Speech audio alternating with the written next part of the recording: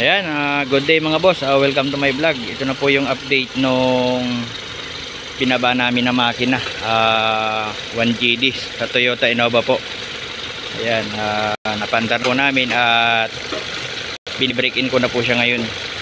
Ayan. Para kapag ginamit po nung may-ari ay okay na po siya, naka-break in na. Ayan na.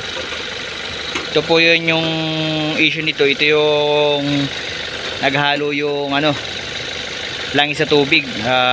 Dito napuno yung langis to. Napuno na ng langis. Ayan, tinapon hanggang sa nawalan ng langis yung makina niya. Ayan. Ito na po siya ngayon. Umaantar na po. Ayan.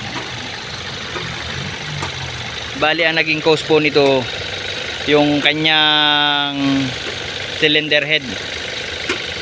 Gasket siguro di na po lumapat. Malamang ito pinapansin ng may-ari, nag-overheat. Kasi okay naman po yung kanyang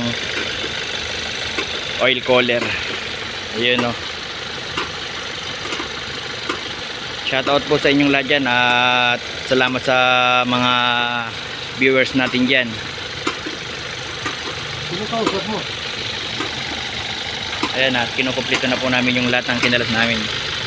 Ayan. Thank you for watching mga bossing. God bless you all.